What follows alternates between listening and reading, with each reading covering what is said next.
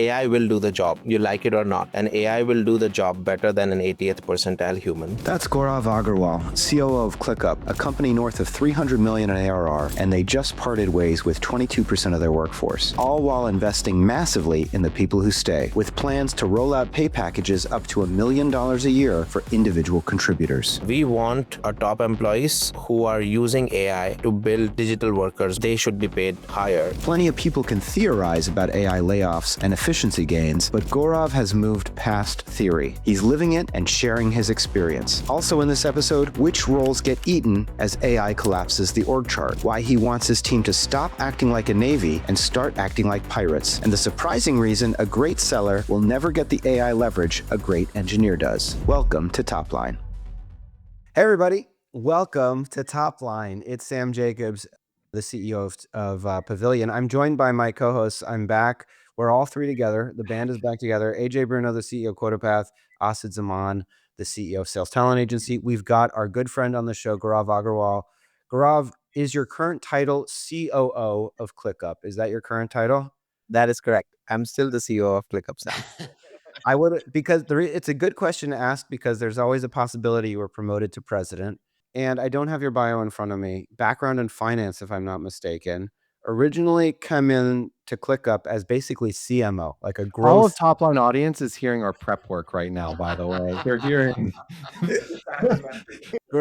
Gaurav, tell us a little bit about your background before we dive into the rest of the show, in case there's anything I didn't miss.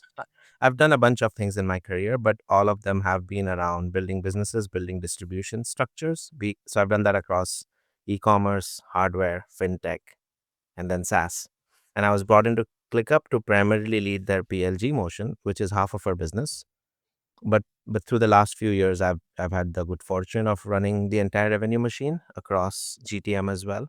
So my org is called PLGTM, and I've had a lot of fun architecting. Like my role really is architecting a revenue machine that can follow the entire customer journey and maximize the customer value, so we win as a business. I think the most interesting thing about Gaurav's background, the reason I talk to so many people about Gaurav is he came from the consumer world. And I find that the most progressive form of marketing happens on the consumer side, branding as well as other sorts of growth sort of marketing. Like if you think of Facebook's growth marketing team, consumer growth is very different to B2B growth teams. And so bringing that to SaaS and then being able to achieve some of the things he's achieved where CAC has come down while growth has increased, like interesting things that almost felt like they can't happen, he's been able to do. And I think so much of it is because he learned a lot of the foundational skills on the consumer side. So that's why Gaurav's a very interesting person in our ecosystem.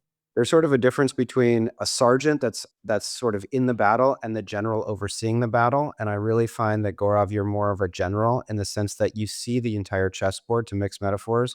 You see the pieces and you have the right level of empathy. You're not so empathetic that you can't make difficult choices, but that doesn't make you inhuman. It just means that you can architect a long-term strategy, and you're one of the better, if not the best, capital allocator that's come on Topline.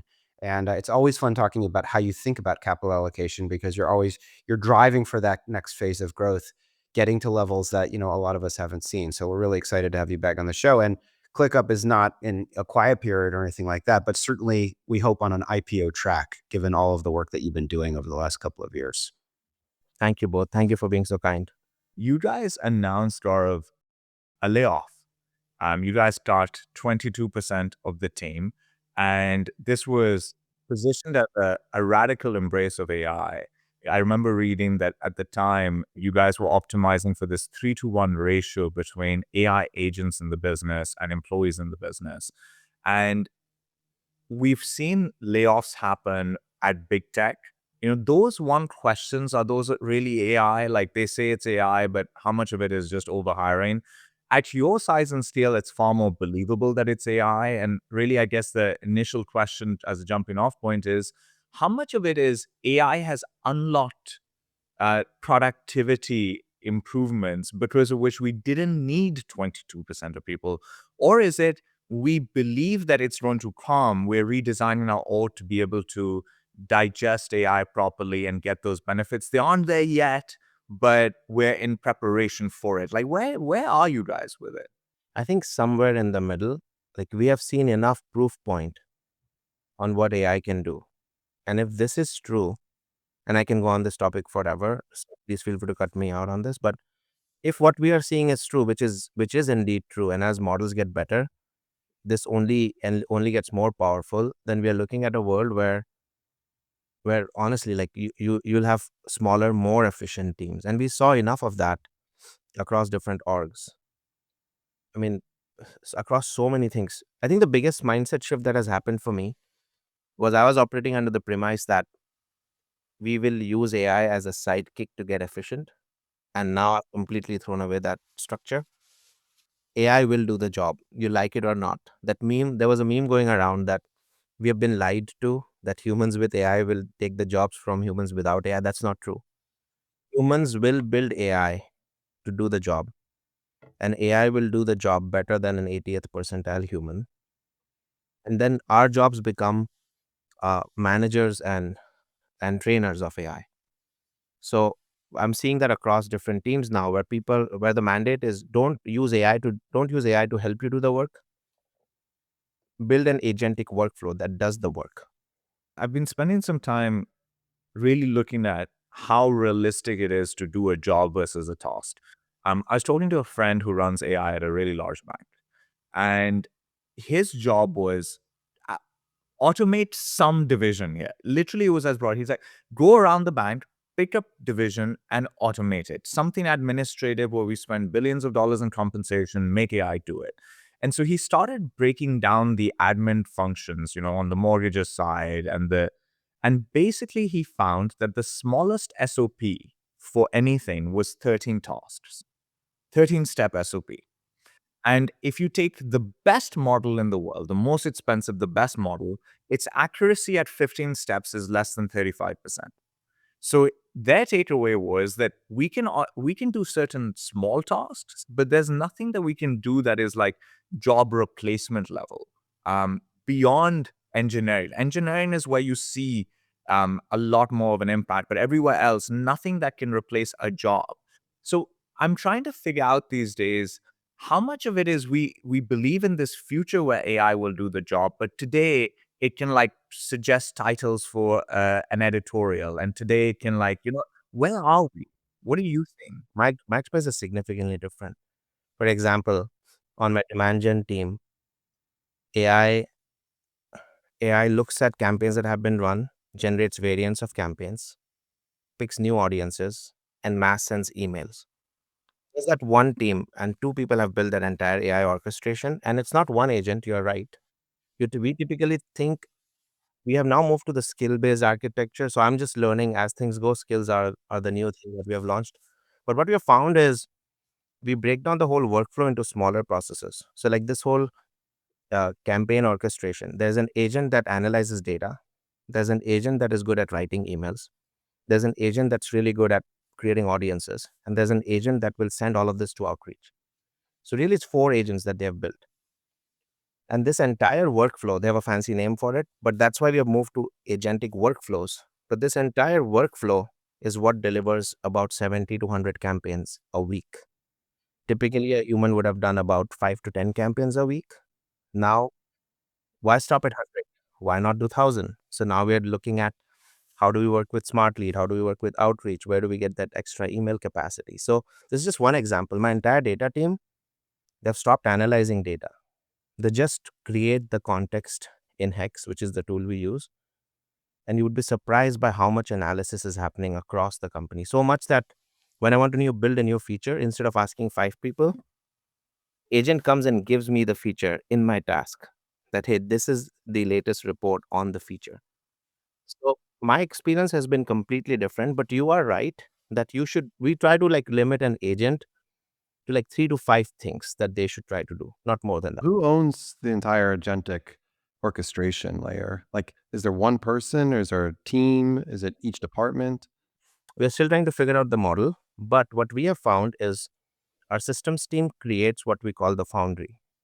So, for example, these are the tools you need to build. You need some sort of a vibe coding tool. You need a database where you can store data. Then you need a place where you can build agents. You need this for agent observability. So what they do is they build the tools. But then what I have found is really it's your top performers in each of your functions that will build agents to do the job. So the demand example that I used was actually built by my demand gen people. Similarly, the data team build their own stuff. So the harness is built by the Foundry team, as we call it. But the way harness is used to automate your team's workflow, that's been done by each of the team's top performers, like 2 people, 3 people per team, and they're responsible for automating it. My Is sales this leader Foundry team like brand new, or have they existed for a is the couple of business years? systems team that we have converted into your job is to build the Foundry now in the AI layer. How long did it take you to get to this level of sophistication if people are listening, and to the point we were talking offline about, anxiety? There's one anxiety that everybody's getting rich and you're not, and then there's another anxiety that everybody's ahead of you in AI and you're not. How long did it take you to get to this org chart, and what were the major blockers? What was the biggest challenge that you had to overcome? Did you have the talent in-house? Did you grow the talent? Yeah. I mean, it's a work in progress, Sam. We have been driving this battlecraft for 6 months, 3 months in a more aggressive fashion. It's hard. I think the frustrating part of all of this is we don't know what we are doing. Like we're still learning on the go. So there's often a voice that's like, hey, we need more structure. And I'm like, if I knew how to do it, I'll give you structure. So what I need right now is I need entropy. I need this is like guerrilla warfare. Like don't try first let's go be a little bit like a pirate ship. So like 20 pirates go crazy. Then we will bring in someone who can structure those pirates as a naval fleet. But I think the part where we have gone wrong is we have spent a lot of time talking about what does a naval fleet look like. The converse of that is also true though. If you let everyone be a pirate, then there's no structure. But I've found in my experience that when you're going through such a breakthrough 0 to 1 moment, you need some bottoms up energy. Like tops down can only take you so far. Because I don't know how to best build a campaign. Like people who are in the job, they have to automate their job. I don't know how to build the best AI that will look into how the book should be cut. It's really interesting because the last few performance cycles that we've had, the feedback around it on AI, and we're asking more questions deeper, has has been two worlds. One world is this is awesome. This is the things that we're trying to do. I like how open and experimentation the organization is and how we've centralized AI ops. The other world, which is pretty loud, I'm not going to say it's a vocal minority, is we need to know how to do this. Like we have to be able to do this. And my feedback to the management team is like, can we just figure out, can we find out who that is? Those people aren't curious and they're not going to be able to like up level to the level we need, and probably not a good fit long term. Like have you had to deal with this at ClickUp at all? Yeah, yet I got this feedback where someone's like, we need to do more enablement. And I'm like, yes, you can do more enablement. But AI education is one of the easiest to learn. There are teenagers learning AI from just watching YouTube videos. Or just ask the LLM. Like literally it's the easiest thing and it's the most PLG product in existence. Yeah. It's ridiculous. So I do think there's a lot of resistance, inertia. People are struggling. But I have seen the power of it so close enough. I was talking to another one. My creative team produces 600 assets, like some amount of assets a week. And AI is able to go look at, because we're talking about PLG and all that stuff, right? AI is able to go look at all competitor ads, all ads from top B2C companies, identify, reverse engineer it into like when you show a human face with a shocked emotion, those ads work well. Translate all those ads into like clear psychographic reasons why those ads work. Then take those ads and then apply it to ClickUp's ads and then create variants and then pump it straight into Facebook. We did that with static ads. Now we're going to do that with UGC ads. Then we'll use something like Runway to do that with video ads. On my sales team, my sales leader and an ops person, they built a coaching bot that coaches reps individually on a discovery meeting and what you could have done better. And it's highly personalized and it's so amazing because it's like having an FLM coach you after every call. Now going to do that across the entire deal cycle where Sam, you could have had a better push for pain. You don't do pain discovery. You just take what they're saying and you don't go deep. So it's amazing to see how great AI can be, but you have to spend a lot of time perfecting the edge cases. I think it's jagged in terms of where it works and where it doesn't work, which use case you can tolerate its inefficiencies, where you can't, right? So if you think about marketing as a use case, let's say out of those 100 ads that it gives you, one or two are really dumb. That doesn't matter as much. But AJ is doing payroll. AJ you can have 0% risk, right? Like there's just, you can't do it. Mortgages, like if you have 5%, or sorry, insurance, 5% claims that you shouldn't have approved, you've approved, you're out of business. And so it's interesting because as you go into the market and have conversations, depending on which seat the person sits in, what type of company they're in, what their main business is, you see like these vastly different experiences with it. And I think it creates a lot of confusion. It's not there, it's there. The reality is it is there and it's also not there. And that's an interesting part of where we are in the We cycle. do a lot of AI. We're beginning to use AI for capital allocation, like direct media capital allocation, right? So that you Wait, can wait, wait, get. hold on. Making decisions automatically with no human intervention? That's what I was about to say. When the stakes are high, then what you do is AI just analyzes everything and packages to you as like, if previously I needed to make 10 decisions and I had to do 5 hours of work to do the prep for it, now AI just lines it up and says, "Hey," Here's what we option built A, was option B, option C. what Pick we built one. was we build an agent that makes a recommendation. Then we build another agent that counters the recommendation. Like, why is that recommendation wrong? Then we have a third agent that sees these two agents debating and summarizes what it thinks the right thing should be. So now the human needs to go and say, oh, this is why we should do it. This is why we should not do it. The third agent is saying we should do it. Done. And then the third agent learns from how the human is either taking the recommendation or not. So human has to provide feedback that I'll take your recommendation because of this, and I won't take your recommendation because of this. So the third agent gets better. A good amount of the people that are listening are completely freaked out because they're like, I wouldn't even know where to start. Like, where do I start? And I know, and then maybe collectively we say, listen, where you start, it's 4 years after ChatGPT. Like, if you don't know where to start, you're a loser. But if you But still feel like also, we're so early, you're not a loser, Sam. Gaurav's describing an end state, but where should I begin if I want to initiate transformation in my business? What do we collectively think as this group? I think like that's the question that scares the shit out of me right now. If somebody is asking that question, like it's not a good question to be asking. Like let's be clear and honest about this, right? Like at this point in the cycle, you can't be like, how do I start? Like that is a problem. Like that is a massive problem. And I don't know if a person 4 years into this is like, where do I start? I don't know if that person's, you could tell them where to go, but it's not like a year ago, 2 years ago, they couldn't have figured out where to go. And I don't think it's hard to figure out where to go today either. So if you're still asking that question, you're probably never going to figure it Where are out. you using agents in STA, Asad? No, but that's not the question of like, where do I start, right? Like the question is, where do I start with like trying to do this thing? Is not how do I like build my first agent. It's like, you've got to like, you got to go building blocks. Like you've got to understand AI in a very basic manner first. Like you have to actually use chat as the feature. Like if you don't understand chat with its nuances, you ain't ever going to understand agents. And so somebody's saying, where do I start? I'm like, go create an account and spend a couple of days like getting to know that account, like getting to deal with it and getting understanding its jagged edges. And then like go onto YouTube, like go watch Andre Kripathi's tutorials. Like that's how you have to go and search this information out. But you're months away from agents right now. You're like first building block. I agree with Sam. There's a lot of people that are freaked out.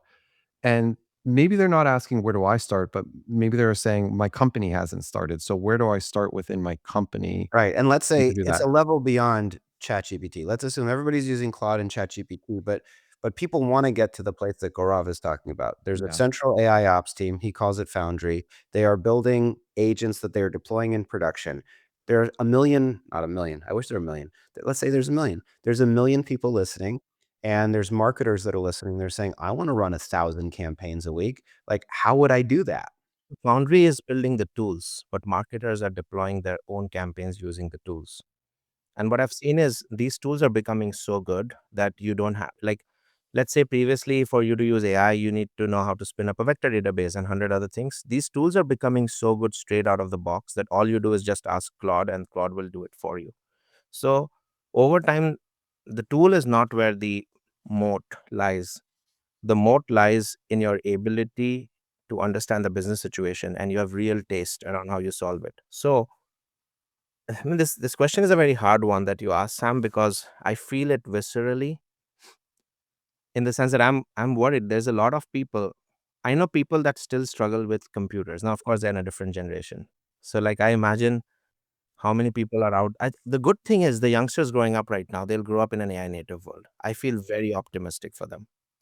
I feel very worried about people in our generation that grew up in a digitally native world but will struggle to become AI native. And I hear stories of people struggling and all that. And I'm actually with AJ in this that I don't there's an AI bubble, it'll burst. All of that is true. But if you believe this is the 90s era of the internet, then the majority of the market cap has not been created yet. Like if this is early 90s of where internet was, I think that's where we are with AI. It's going to be much bigger. So then my advice to everyone generally is what Assad said. I actually don't think it's an excuse to say my company, okay, if your company is not doing it, fuck it, go pay for Claude yourself and go build a simple email writer that looks at your personal inbox and tells you what the I was literally going to say the very first step you can do is just go to Claude and go to schedule tasks and literally create a task. Hey, send me a Slack every morning with an update. Look at my inbox. Look at everything. Like Claude Cowork will do all of this. Just literally say, I want to set up a scheduled task. I currently have, I think, 25 scheduled tasks throughout the month, and then you can build skills from that, and like those two work in tandem. The idea of like agents, I think, is more the word agent is what's challenging here and is doing a lot of work. And when I think of agent, I think of what Gaurav's built at ClickUp, which is this like centralized system where they have the tooling that their teams like marketing can go use agentic workflows for every day in a world like the idea of agent becomes really scary. Scheduled tasks and skills are very simple. It's really easy to I would create say those. I would say go beyond vibe coding something using Replit or Lovable. That's not you training yourself to be AI native. Go beyond using chat, but do something as AJ said, like automate one small part of your life. The perceived the perceived difficulty is significantly higher than the actual like I don't know how, but I wish I could tell people let go lock yourself for a week and you will not do anything else till you build a simple email drafter, a simple morning newsletter. Just do something basic, but it has to be more than a one shot chat or let me vibe code something and I will. No, you have to break down your thinking into like smaller steps and go do it end to end. And you'll be surprised how addictive it can be. Once you get a hang of it, I know people that are literally addicted to just building AI because the feedback loop is instant and it's kind of remarkable. It's like you building something and they're like, will it work? Will it not work? And boom, it works. And you feel like, shit, this is so good. To Asad's point, right? You can't one shot a complicated workflow. It'll break down and degrade. So you have to build agents that are each doing a specific task. And then you need the harness to manage all of those agents or some agent of agents that oversees all of the collective pieces. That sounds very simple, except that lots of people don't know how to break down a workflow to figure out what job should be done in the first place. And so there's a group of people, they can learn AI, to your point, learning AI is learning English. If you can speak English or any language, you can learn AI. But that doesn't mean that they know what to tell it. What should they tell it to do? And that is a far trickier thing. Did you go through some kind of screening process before you made that decision for ClickUp, or was it manager led in some way? It was we looked at who are the people leaning in and who want to lean in versus who are resisting it. And then second, we I mean it was not even manager led to some extent, it was more leadership led. But then we also looked at like, do we believe this person can get there? Because the problem with AI, and we've seen this internally as well, Zep talks about it a lot. You don't want AI in the hands of every person because the truth is, think of AI as a massive accelerant to your potential. But if you suck at writing emails, AI will only write garbage emails. Then you're better off using Asad's email writer if Asad is a great email writer. Don't use your brain then, just use Asad's email writer. But in engineering, we see this all the time. The top 20% are able to like 10x, 100x, 50x, whatever you call it, using AI. But then the bottom 80% is just kicking tires. They write slop codes, not all bottom 80%, but there's a group of within that 80% that is very sloppy, and they'll just use AI to write more slop.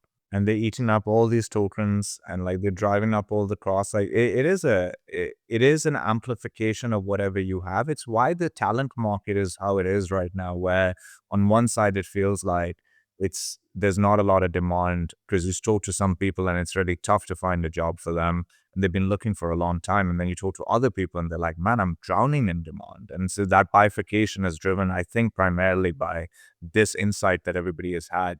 I have a question on this. How important is it for an organization to be one of those companies that you hear people talk about that records everything now? You know, they record every meeting and all the emails go into this central database.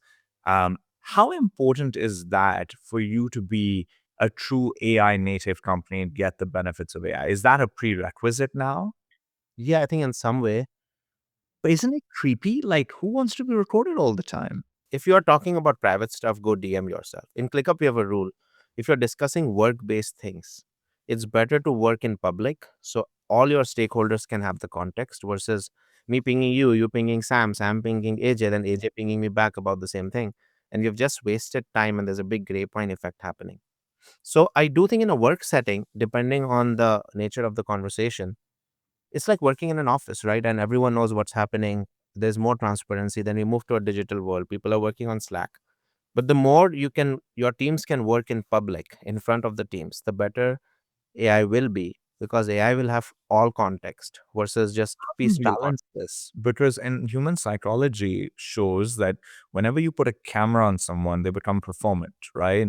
And I don't know how effective it is for a business to be having a lot of people performing like it's reality television. Like I think you need raw, honest conversation, discourse. You need to be able to interact without thinking there's a camera on you at all times. And that's good for innovation. It's good for being able to solve difficult problems together.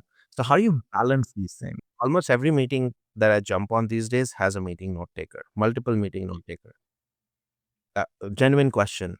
Have you seen people getting more performative because there are meeting note takers? I've had people text me that, hey, can you throw the meeting note taker out so that I can speak openly? Like I've had like on very Sales, I think that that's true for sales. Like, I don't feel like there's leveling conversations if there's a note taker. Especially Yeah, for there's some new sales. conversations that should not be recorded, and hence you should kick it out. But my experience with note taker has been it's like taking pictures with your phone 10 years ago, where if you were doing it, everyone would frown upon you. Now I jump into meetings where people people ignore, like they've gotten blind. Unless you have a crucial conversation to have, or you're talking about comp, you're talking about individual feedback. In those things, like even I suggest let's kick out the note taker so we can be frank about we're discussing something tricky. And I think those conversations should not be recorded because those are tricky, human related, comp related, customer related conversations, depending on the nature. But for majority of the conversations, people don't even look at if meeting note takers are on or off. And then we find that, oh shit, meeting note taker was not working, which is why we don't have this meeting. So I think in what I'm seeing is more and more people have gotten blind to note taker faster than I thought. I will say a good friend of mine, I think you guys might have met him, Jonathan Glick, who's a sort of a tech visionary from New York that I've known for 25 years. And you'd love him, Gaurav. But he said, literally, I think it was 15 years ago, he said, in the future, children will feel very strange if they're not being recorded. They will feel scared and anxious if, and I think it's generational, Asad. I think the world will be used to, right now, I've got granola running. And granola is a thing that is not in your face, that is, and you kind of have to ask people at this point for things like granola to say like, hey, can you turn off anything that I can't see that might be recording? I But think that's creepy, by the way. I think granola, like, I also have granola running in the background it's too. tricky. Like, And it's not just because they sponsored I the show. go for dinner. Imagine this: you go for a dinner with a bunch of friends. and you guys are having a good time. You're drinking wine. You're telling stories. You're doing all of this stuff. Talking about your past breakups and everything, right? And then you find out a friend had the recorder on in their pocket. You go home and you find out that friend reported everything. You would be viscerally upset by that. You'd be like, that is weird, creepy behavior. But now we've like made it so normal in a company to like record everything and you don't even know you've been But recorded. but to Guarav's point, we've made it normal socially for kids. I think I 100% agree with him that we find it, and when we see pictures from the 90s of golf tournaments and everyone's just sitting there enjoying the moment and watching Tiger Woods swing a golf club, we're like, "Oh, we wish we had those days." But like that's not what our kids grew up AJ, in, and they didn't have that. AJ and Gaurav, AJ, do your girls have phones yet? My oldest does, yes. Does she have Find My iPhone turned on, assuming it's Yes. an iPhone, so that you can Yes. make sure you know where she is at all times? And I use it pretty frequently. I'm Yes. telling you. And there's a I don't strong even have history and memory on my AI. I use it on incognito mode. there's a huge anti-fragile argument that Nassim Taleb, anybody would say, your kids are going to learn to be sheltered and anxious. They're not going to learn independent, There's a and they're not legit going to Black learn. Mirror episode 10 years ago that was like legitimately 10 years ago where a girl had a chip in her, and that was just very normal, that they literally just would follow the mom, followed the daughter everywhere she went, and then they planted a video recorder in her eyes, and you just saw everything, and you could go back and like look at like a Nest Cam. You guys must be watching football now. Where on the field, people like cover their mouth and they talk to each other, Yeah, right? football. Why do they do that? They do that because when the camera's on them, we can lip read. And Yep. so a lot of people got into trouble because they would be talking to each other and their tactics would come out, private stuff they were saying, the abuses they were putting forward. So they cover their mouth and they talk.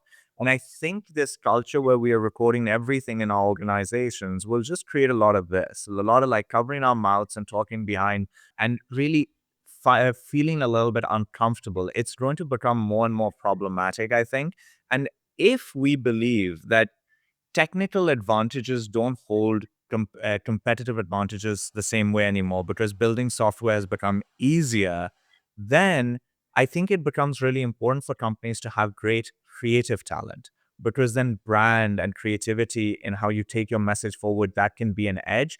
I don't think, having grown up around artists, I don't know if artists love being reported this way. I think it would be, if Clay started reporting everything, I would imagine they would lose a lot of that talent density that they have on the creative side. And the main AI companies don't record everything. That's also interesting.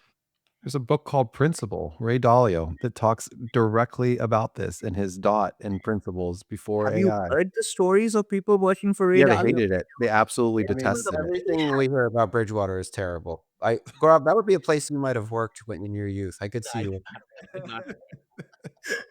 Okay. This has been fun, guys, but it is time for segment number 2. Gaurav, you've been here. This is your second time, but this is your first time for Quiz Pro Quo. Also, Sam, while you were gone, absolutely crushed Asad. Like went 6 of 6, both episodes. Okay, Absolutely. which one did I listen to? I didn't listen to both, but I did listen to one of the. Well, there one was of- actually we only one we did. One where Craig absolutely crushed it. that was the one I listened to, the Craig Rosenberg one. That was a good Yeah, one. HubSpot, Salesforce customers, absolutely. He That was dominated. really good data, by the way, Asad. I learned a lot thinking about the number of customers. HubSpot had 300,000. Is that right? Yeah, that's correct. Yeah. Yes. Crazy. He doesn't remember. He doesn't know. Power of enterprise. I feel a lot of pressure already. I don't know what this is, but this feels Oh, like it's so good. It's so good, but it relies on a guest being extremely sharp and talented, and you have this is all on you, Gaurav.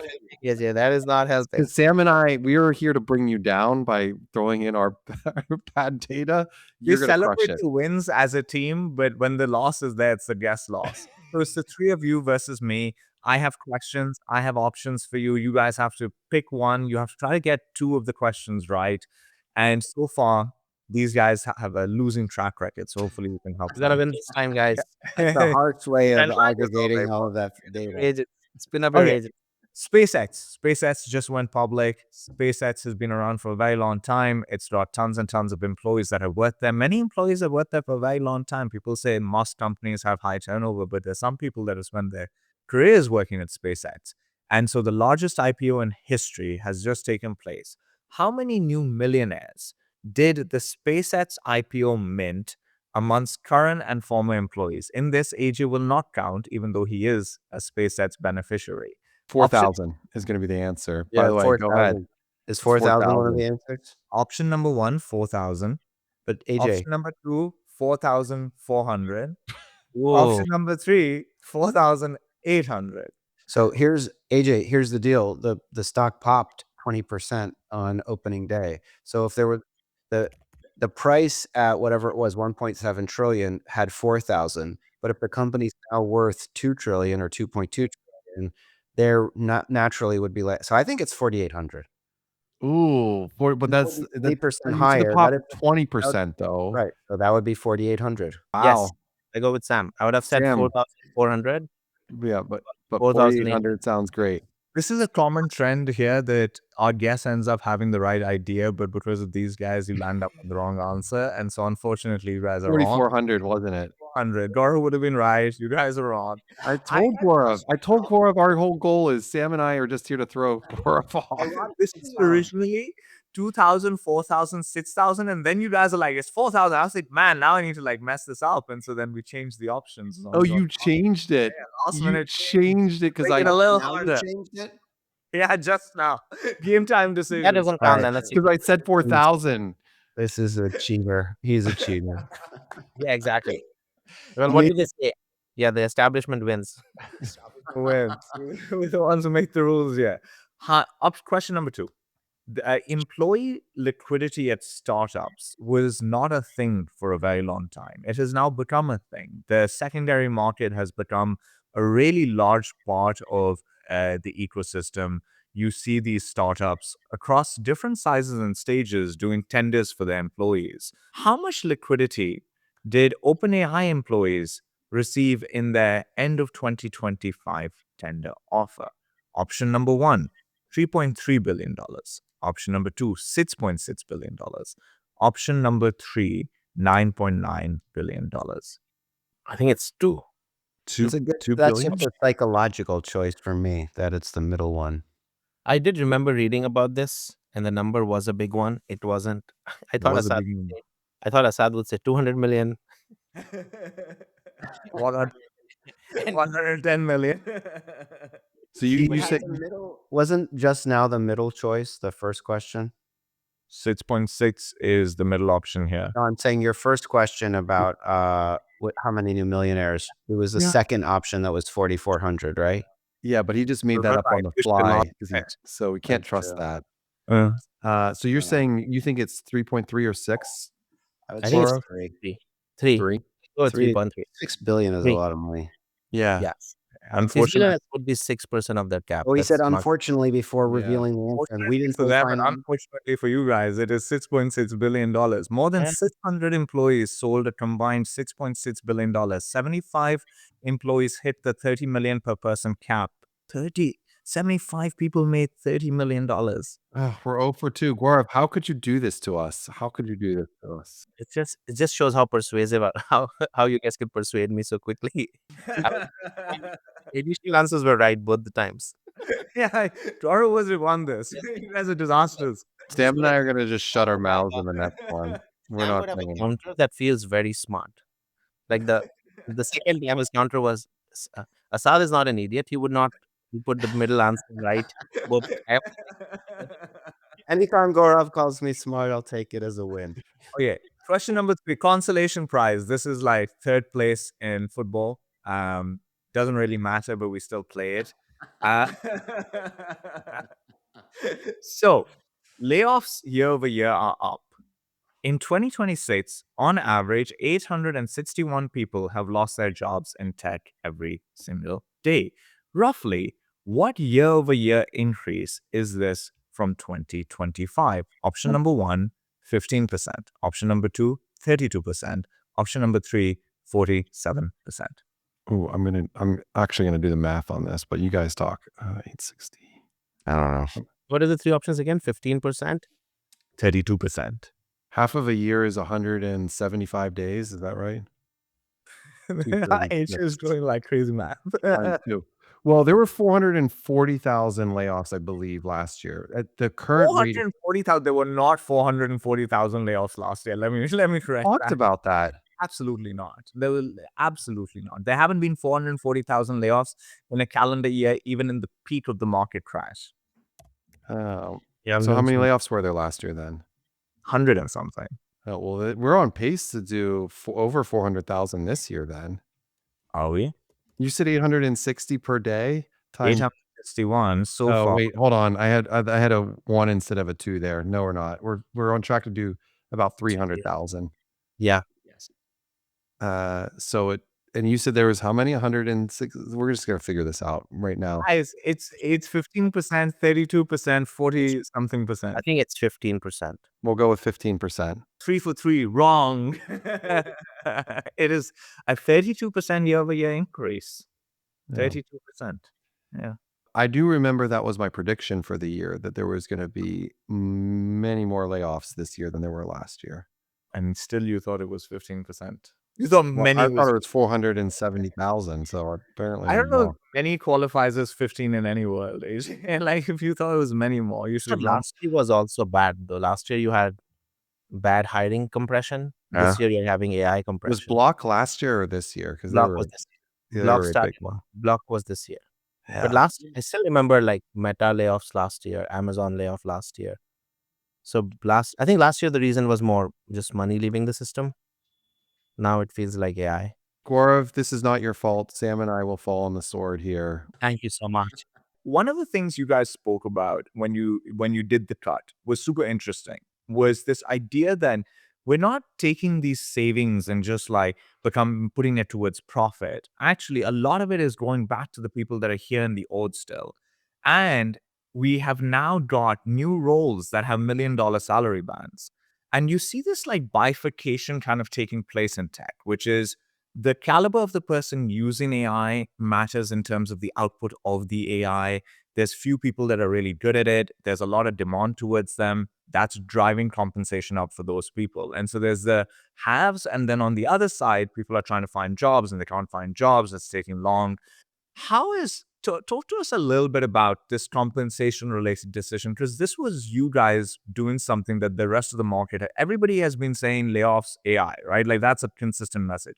You were the first that said this. So it's very interesting. Tell us a little bit of like the thinking, the calculus, etc., how it's landed internally. We're still trying to figure this out, right? Like not in some roles it's easy to justify the bans, like engineering, for example, is very easy.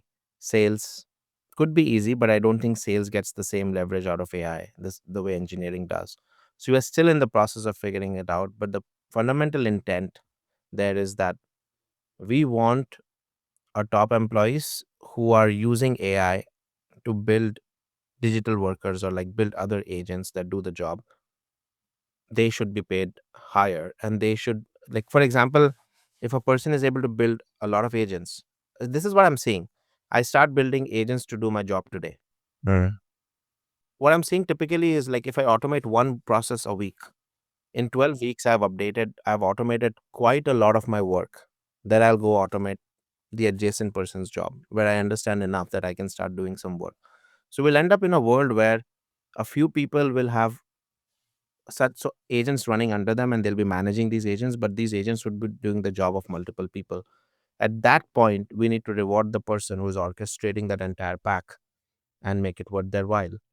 Now, the hardest thing here is how do you then manage outcomes? Like, how do you measure outcomes? Just because I can do the job of 5 people, did that translate to incremental business value? And that is what we are trying to understand right now. That is what we are trying to build a framework around. So for every department, we are trying to understand.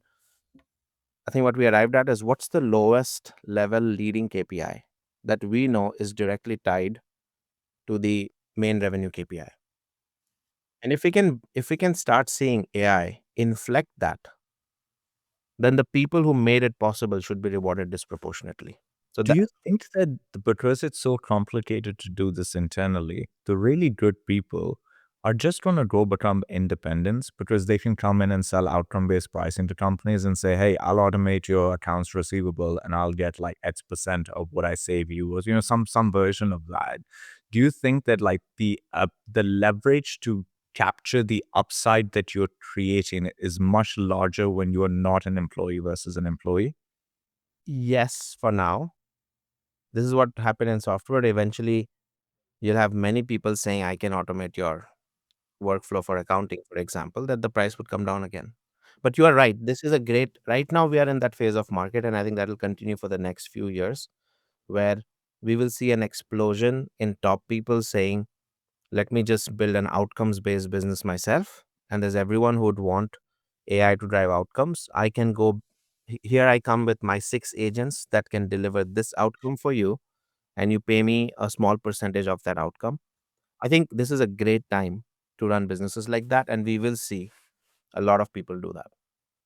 But then there are some people that will be driven by career and growth, and they'll be like, okay, I'm gonna, and I think that's the dichotomy you will see. Some people will go who want flexibility and who want to make a decent paycheck. They would go the outcomes route. Others who want growth and want to grow in their career and a better title and more equity, they'll go play the game. This tension between, we see this in the ecosystem right now, between there are a few things that have changed. I think business strategy has increased. Like there's a lot more complex strategy on how to win a market than you used to see before. Like the way that these AI companies have to think about power and land and resources. Like there's just a lot more stuff that one has to figure out. That's one. Then there's this like mercenary versus missionary tension, right? Like right now, so many people are making so much money in the ecosystem, and it's making everybody else think about like, hey, how do I get my bag? And there is this tension. I've heard in some people who feel like this is the moment to make the bag, because after this it's going to become impossible to make the bag. And so that drives everyone towards becoming more of a mercenary than a missionary. But companies need missionaries to become legendary companies. Like, what are you seeing in the ecosystem related to this? Like this obsession with the financial outcome and how this is affecting the rest of the space? I'm not seeing that divide as much. Like I have no single person on my team leave because they want to become a mercenary versus a missionary. What I do think, and this is one of the positive uh, tailwinds from this whole AI wave, we will generally see a lot more mercenaries come out, because we are talking about jobs being reduced, etc., right? So as that happens, what happens is there are more and more people who are good at something, they'll become mercenaries. But here is the beauty: previous out like intelligence and cutting edge tech that was previously restricted to just a few companies will now become accessible to everyone. Within in the next 4 years, I think you will have every company getting a campaign agentic workflow that will deliver 100 campaigns out of every week for you. So I think we will democratize excellence truly in a way because of those mercenaries that are getting out and want to do their own business. So it will raise the bar of execution, and it will raise the bar of high tech operations, if you may, across everyone. Like even an SMB, see what happened with the last 20 years of tech, right? MailChimp. Email marketing, it was highly sophisticated with like teams of 20, 30 people running Pardot and other things. MailChimp could do it for you. Website building, Squarespace. You can just build a website using Squarespace quickly. So as technology got more and more accessible, there were new batches of mercenaries emerging who delivered those previously frontier technologies to small businesses and to teams of all sizes. And I think with AI, we will see the same thing, a massive explosion in mercenaries who will make advanced capabilities available to everyone. Ronald Coase has the theory of the firm. Like there's a lot of organizational scientists and people that have studied why do companies exist. And the primary reason that companies exist is transaction costs. Is that if everybody in the olden days was a mercenary, the cost of explaining context was too high. It was easier to have people within a certain legal structure, contractual structure, identity structure, tribal structure, because they all shared context. And sort of to the point, I think that as that contextual cost, the transaction cost declines, we will naturally see I think the designation of missionary versus mercenary will erode a little bit, because I think we'll have to figure out why should it be a company in this particular instance versus something else. But I think in the world of AI, where everyone can be a mercenary now, and there's a lot of AI slop, it'll be so hard. Like, let's say if I'm an individual consultant, the context that I need to deliver every time to win this room over is going to be so noisy, because you guys would be hit by 20 other people like me. So if at all, I'm just working on your Yeah. thesis, which is a very solid one. More and more mercenaries will band together to form partnerships or bigger firms, because that could be one way to cut through the noise in AI. What's But your isn't thought to that that? just a consulting firm then at that point? Yeah. That's what I Maybe mean. we'll see new organizational structures. The point I was sort of making is, if context is easily accessible, and if you can house all of your contextual information, who we are, why we exist, what is the problem that we're here to solve, what are the jobs to be done within the specific worldview, and you can plug into it almost like through an API or through an MCP. That reduces on the margin. It doesn't mean companies go away, but on the margin, it reduces some of the friction that would have required people to be on the team versus selling their services as free agents. Mhm. Yeah. If we make it easier to tap into whatever we think of as the proprietary hive mind of a specific company and why it exists. I think music is a really interesting place to look, because what you find is, Drake is he released those 3 albums so that he could get out of this contract, become independent. You've seen Taylor Swift buy her like there's all this stuff that the best musicians did to become independent, because the freedom that that gave them and the percent of the upside of their work that they could capture. And what you find is this tension where when you are part of an organization, there's just this, the organization has a really tough time making a commercial agreement with you that is actually fair and takes into account you, because they're trying to do it in the context of everyone else around you and all these other like ramifications and implications. And so when you become independent, your upside just, but you're now an independent business. And so the We're also commercial relationship talking becomes, about we're also talking about places where there's a significant power. Like, the outliers make all the money. The thing is, outside of engineering, like, what I mean by that is, if you take this analogy that I can use AI to 2x, 3x, 5x, 100x myself, Taylor Swift, Drake, those are people that can 100x themselves. And I think good engineers can 100x themselves. But what I'm also realizing is there's not too many jobs. Like, a seller cannot 100x themselves. You can't go from carrying $1 million quota to $100 million quota. That's never going to happen. You could maybe 2x yourself, 3x yourself, 5x yourself. So I think you are right, Asad, that in some of, like, artists, for example, and engineers, like doing craftsman work, is a room for massive leverage. But I don't think that leverage exists across all domains.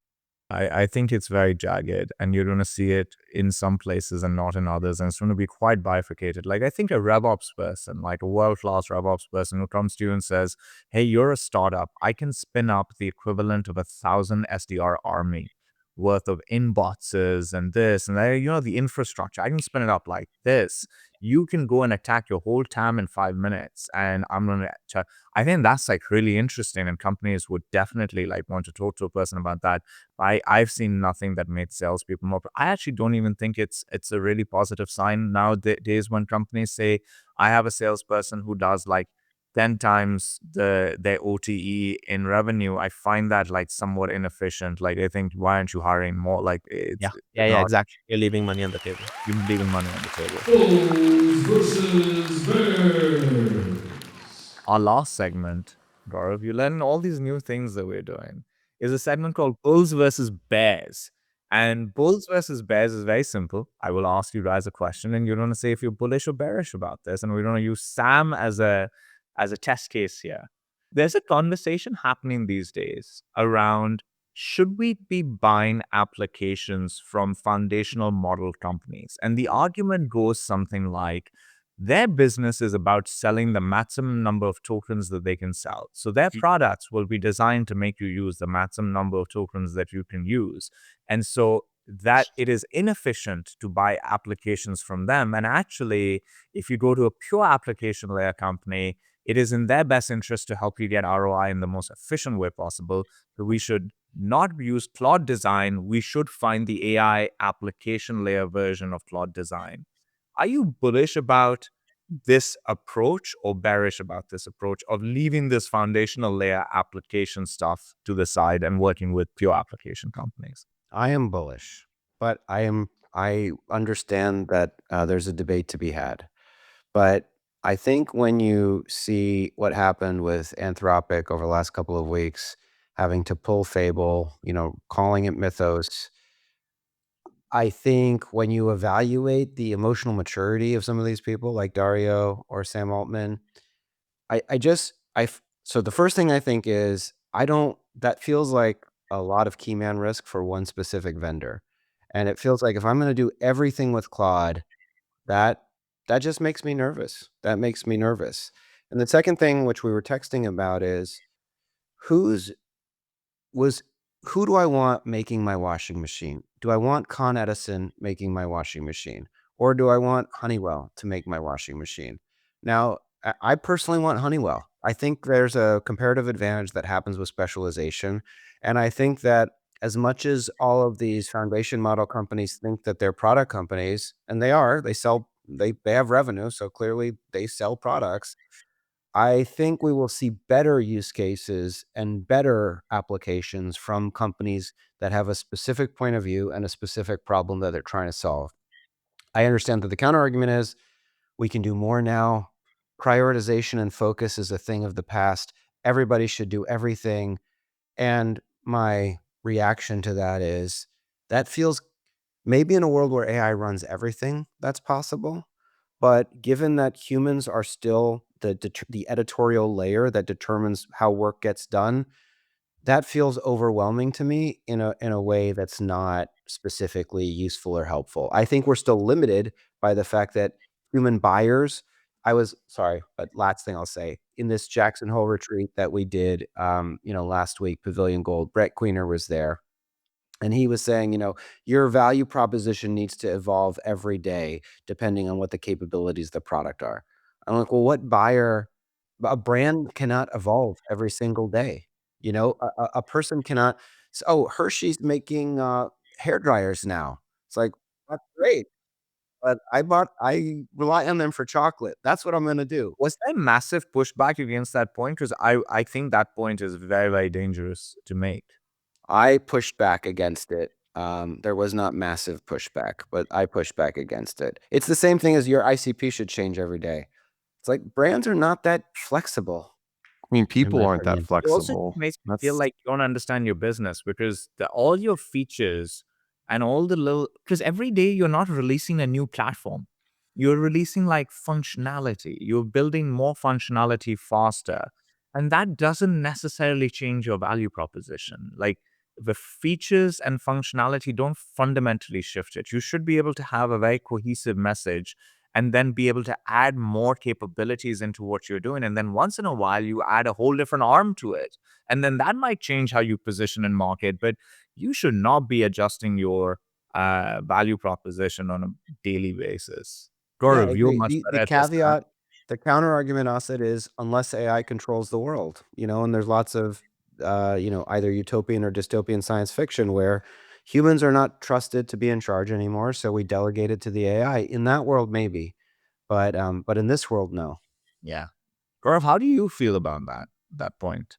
I'm in the I mean, I 100% believe in the only place where the application layer thesis does not hold true is if one of these models is like 10 times ahead of other models.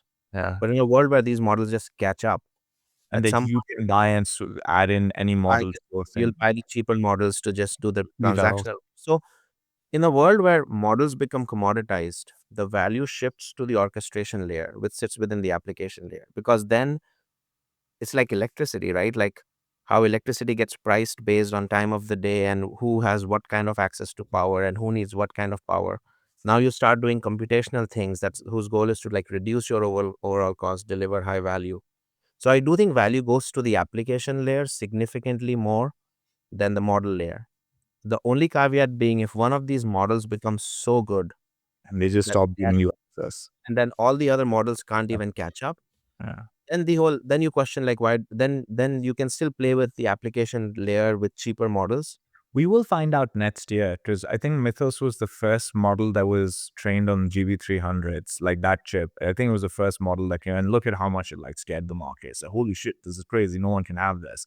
And so there's going to be a whole generation of models I that mean, did you all use it? I used Fable, was and okay, but yeah, it was very like weird. Like it it was wasn't 10 times better than Well, I think anything. it really, really, really depends on what you use it for. It was nerfed pretty hard It for was like not really hard, but like there was Nikesh Arora at the All In thing where he said from a cybersecurity perspective, it was undeniable.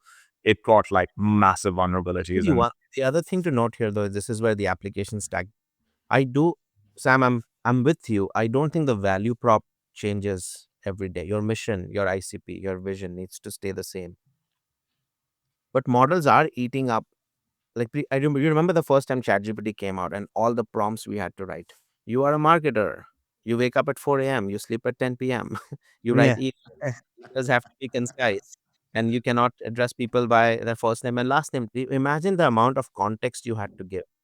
A lot of the and let's call that as like application layer context. A lot of that application layer wisdom is moving to the model layer as models get better, and all models are getting better. Now I don't even have to say you are a marketer. I just say write me an email for a customer and they'll write it.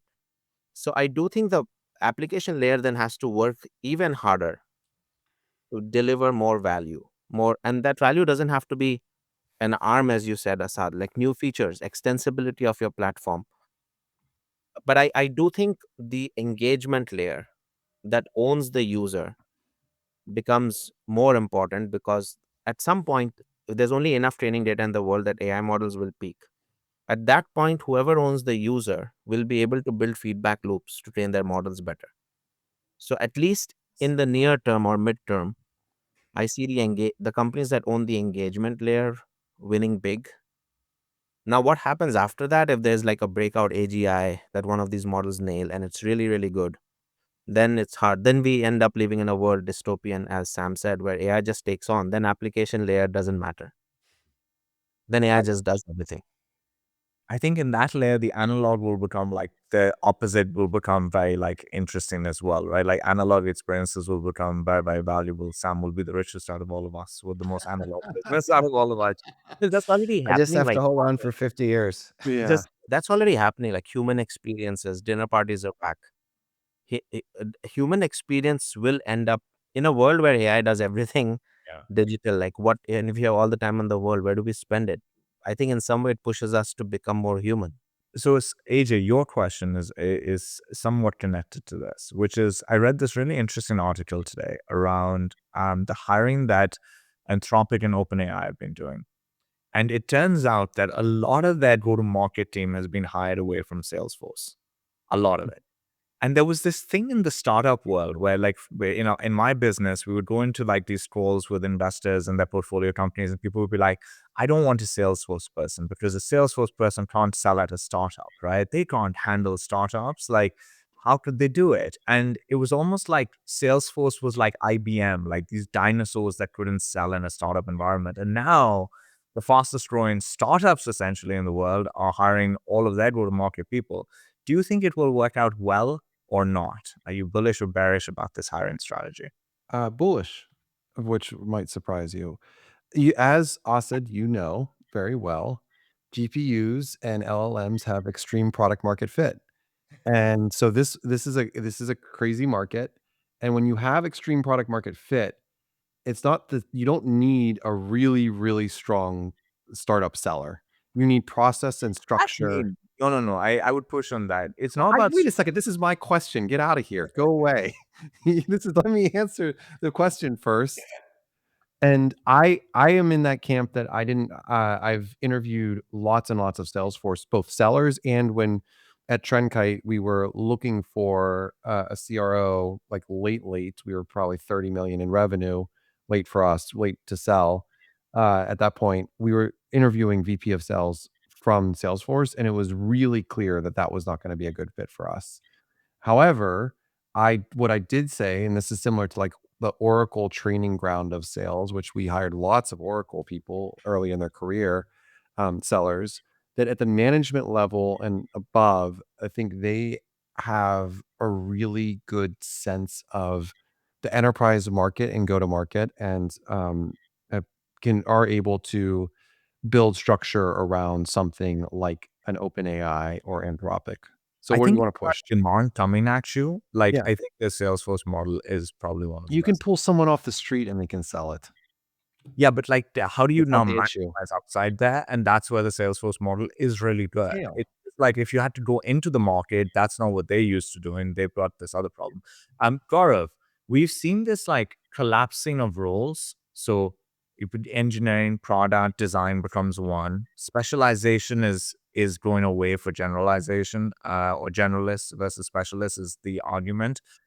Are you what are you seeing, and are you bullish or bearish about this collapsing that's happening? Do you think this is a net positive, or we're going to see more of the assembly line that we're used to seeing persist? No, bullish. I think we'll see more collapsing.